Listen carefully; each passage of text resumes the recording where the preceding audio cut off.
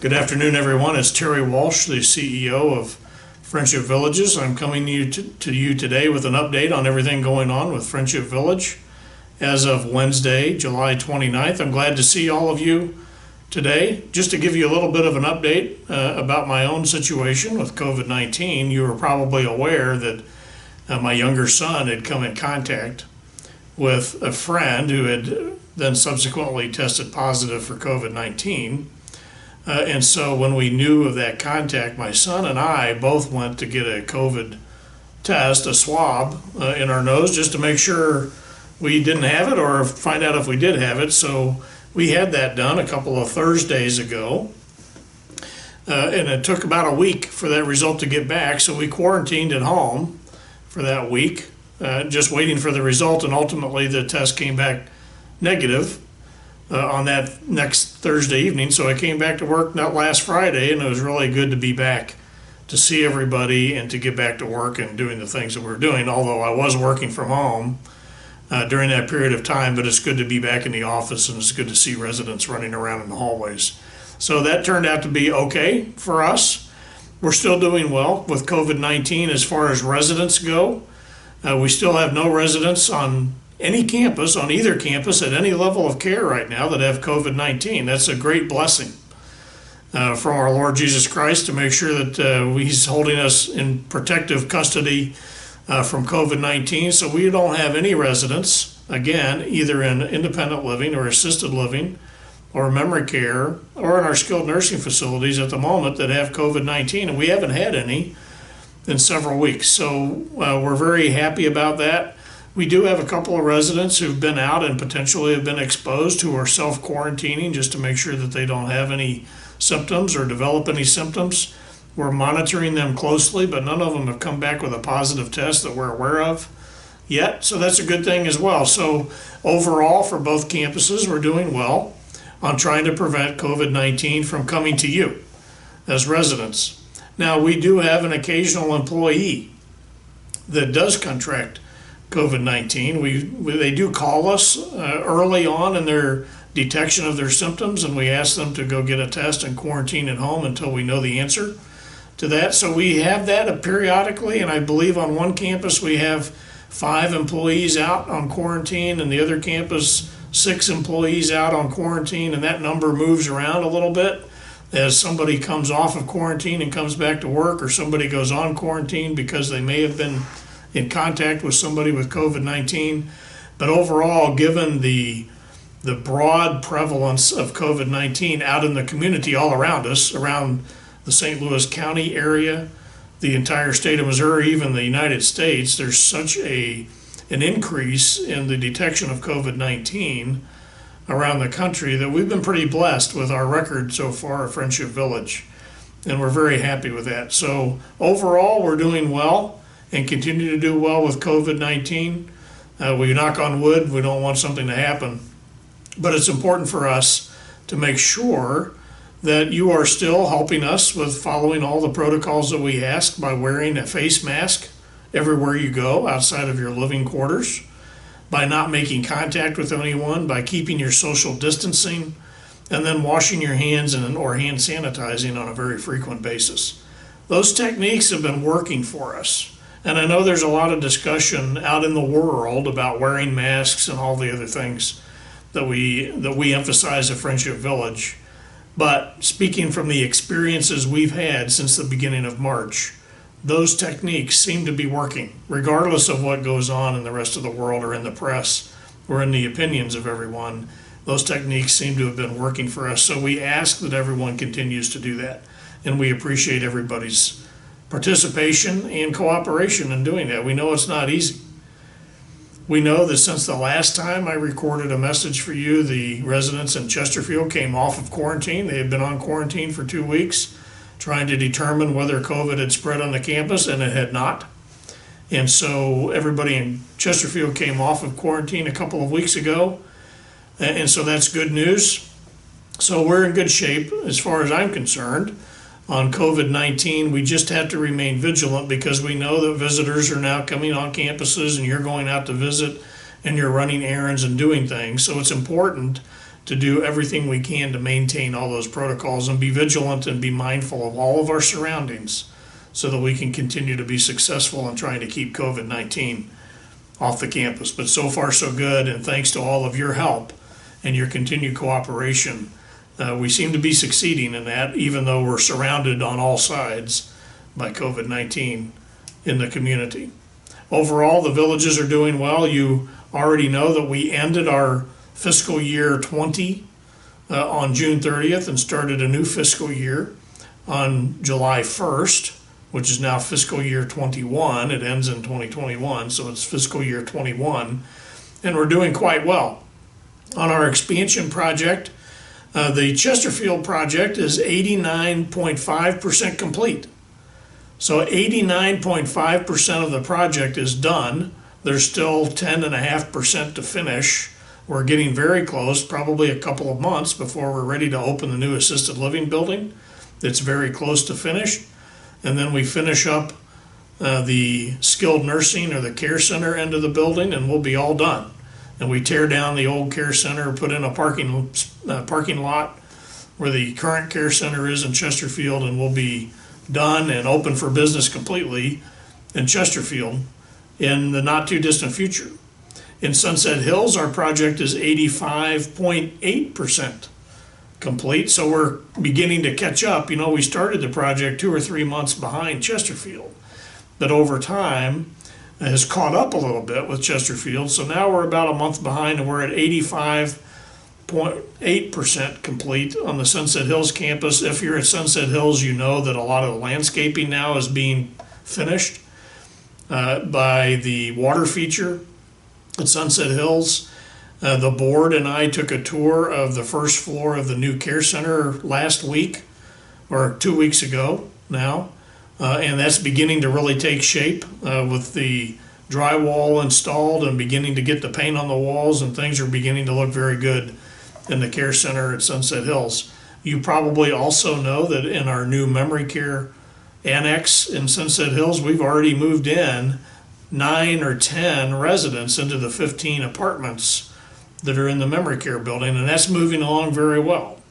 So we've made great progress overall. On our occupancy for independent living for our expansion on both campuses, Chesterfield is at 83% occupied. That is a astronomically high number when you look at the history of these projects across the entire United States.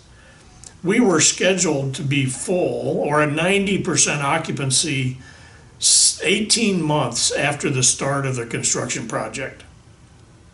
Well, we started opening this building in Chesterfield in March, and we're already at 83% occupied.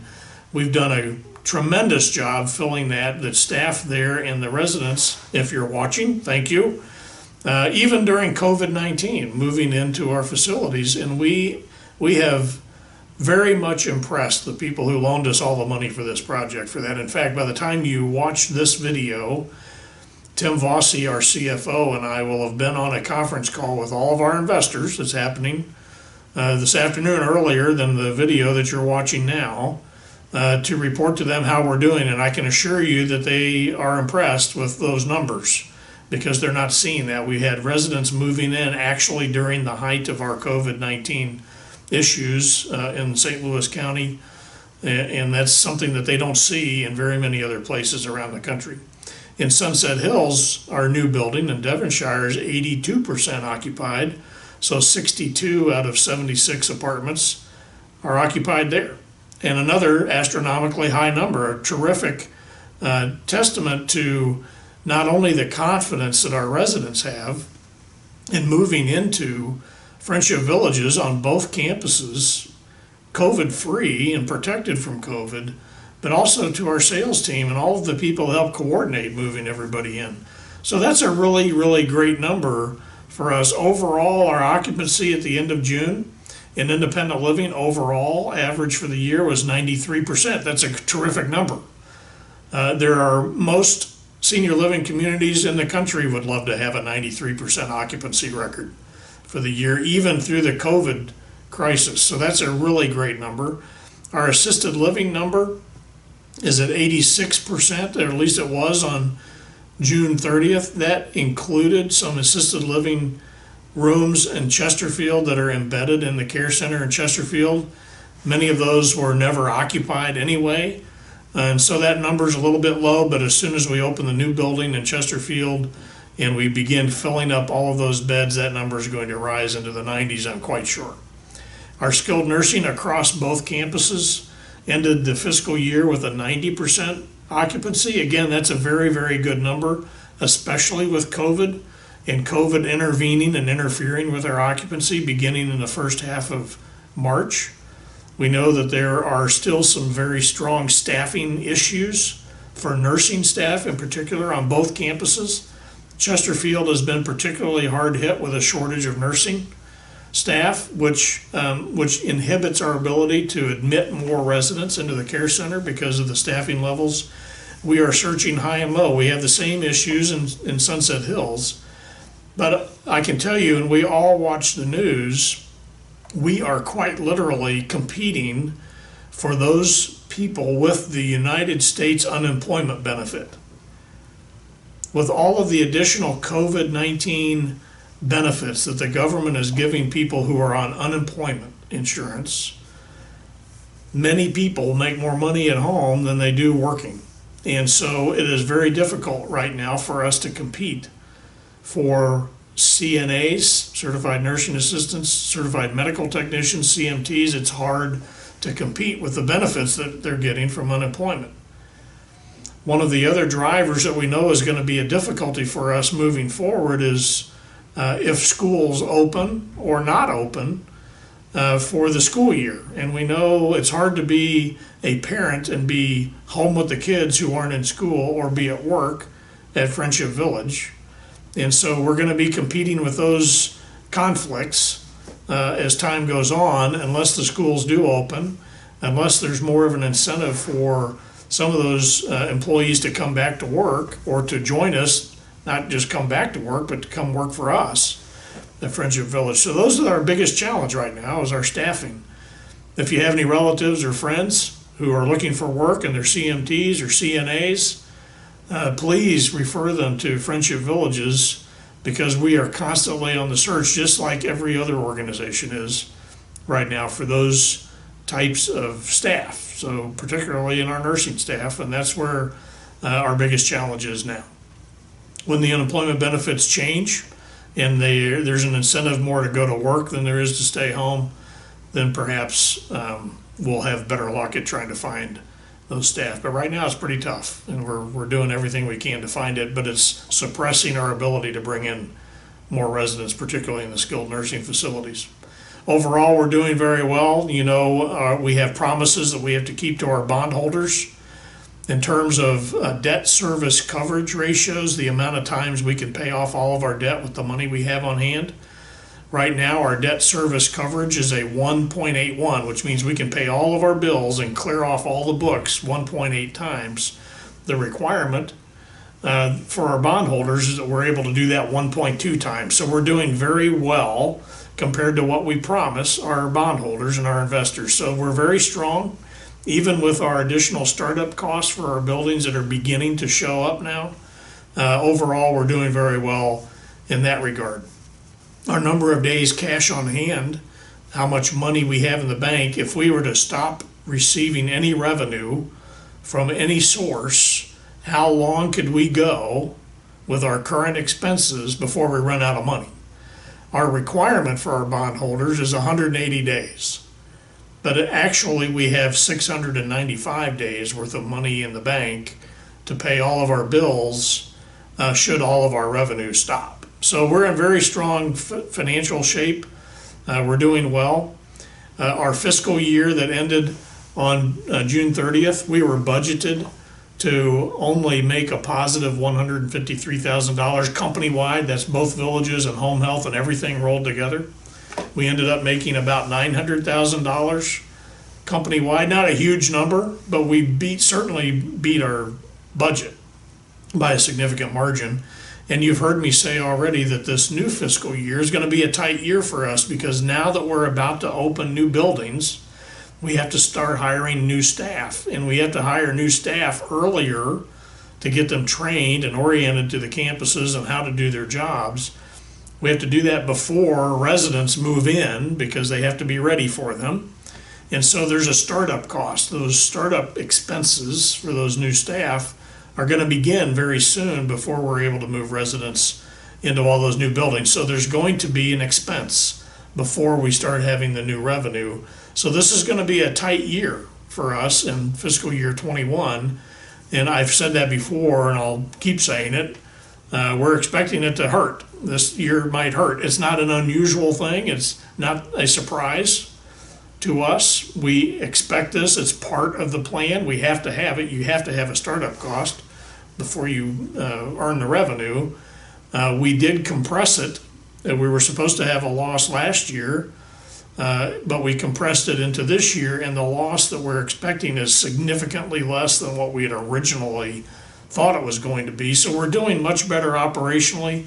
It has reduced the amount of the loss that we're anticipating quite a bit, by a few $1,000,000. And so we're going to work very hard this coming year to at least break even and not lose money. That's our goal. We never want to lose money. We know we have to. It's just part of the business for an expansion like this. But we're going to do our best to try not to do that at all. It's going to be tough for us to do that, but we're going to do everything we can to do the best we can with that. We're doing well in all other areas, generally speaking. You know that you just completed a resident satisfaction survey. We're about to find out how you felt about the services and your lifestyle here at Sunset Hills and in Chesterfield, even through the COVID crisis. And it's going to be interesting to me to see how all of these surveys turn out, because we've all had to deal with these anomalies in our lifestyle due to COVID-19. So I'm anxious to see how it went from your perspective. We're also right now starting our employee satisfaction survey, and it's the same story. I'm kind of interested to see how we did by our employees because of COVID-19, and life has been harder for our employees, and the restrictions, the screenings they have to go through, and all of the other things, of having to wear a mask or the personal protective equipment, the PPE, particularly in the care centers and in assisted living. All of those things are more difficult than life normally has been. And so it's going to be interesting to see how the results of the staff satisfaction survey come out as well. Now, we don't have any of those results yet. We're starting to get some comments from the resident surveys, but we don't have any numbers yet. But we'll share those with you when we get them. We should have them toward the end of this month, or certainly by the end of August. We will have those numbers. But I'm looking forward to seeing how we did during this crisis and how we continue to do for you and trying to at least maintain some modicum of a quality of life while you're living in Friendship Village, even during the COVID-19 crisis. Our chaplains are doing a great job all the way around. They're doing everything they can to continue having church services for you. Most of them, I know we gathered a little bit in small groups, but now we're kind of going back to TV most of the time. Because of the increase in COVID-19 around the entire state, and particularly St. Louis County, we've been encouraged by the county health department and the state health department to try to reduce gatherings again and kind of back up a little bit. And so we're trying to do that. And so again, back to the TV again, and these videos, and trying to keep everybody protected and to keep you out of contact with staff that have been out in the community and may not even know if they have it yet because they haven't had any symptoms. We're just trying to keep everybody away from each other with social distancing, and we appreciate everybody's cooperation with that. Overall, I think everybody's doing really well. It's been a hot summer. A lot of progress is being made on the construction. We're doing well financially. Maybe by the next time we do this recording, we'll have some financial results for our first month of the year. Actually, it'll probably be 2 weeks from now. But overall, we hope to keep you informed. If you have any questions for me at Sunset Hills or for Carmen Franzak in Chesterfield, please ask those questions. We're here to answer your questions. We're here to help as best we can. I hope you're keeping up with us on our website at friendshipvillagestl.com. I'm down to only writing one update a week now, usually on Fridays on our COVID page on our webpage. But you're hearing most of it right here, right now. And so there won't be anything really new for you on the website, but we do try to keep that up to date as much as possible. We appreciate your prayers. I appreciate the prayers that you said for me and my family when we were wondering whether we had COVID-19, and our prayers were answered. We didn't have it. I appreciate that. But we ask for your continued prayers for the safety of both campuses, for our residents and for our staff, that we are an oasis in this storm of COVID-19, where we've got residents and staff on an island of safety away from COVID-19, and we pray for that to be the case for a long time to come. But the war is not over. And again, I have to reiterate, and I do this all the time, the importance of maintaining your social distancing, wearing your face mask, washing your hands or hand sanitizing very frequently, and making no contact with others. And I know sometimes some of us are starting to get a little relaxed on that, but now is certainly not the time to do it. You've seen the news reports just like I have. COVID's getting worse, it's not getting better. So please do your part, continue to do your part. You've been doing a great job so far. Let's just keep it up. We'll do a recording again next week, but in the meantime, I hope to see you around both campuses. Chesterfield's getting a brand new coating of asphalt right now, or by the time you see this, all the striping and all the lines are going to be painted, and you're going to have a whole new front entrance. In Chesterfield, it's going to look really nice, and hopefully the rest of the landscaping at Sunset Hills will be finished within the next few days as well. So going outside and looking around is going to have a whole new feel now on both campuses, and it's kind of exciting to watch, and I hope that you're enjoying it. I hope you're able to visit with friends and family, either in their homes or them coming to see you. But again, do that safely as much as possible. If the state or the county wants us to ratchet down the visitor policy, again, I just want you to be prepared for that. So before that happens, if that should happen, go out and do your visits now and enjoy yourselves. But again, do everything you can to stay away from the COVID-19. You're doing a great job. We appreciate it. The entire board prays for you and prays for the staff. And we really appreciate all that you do to help us do what we do. And again, I'll see you next week. Have a great time. Thank you. Bye.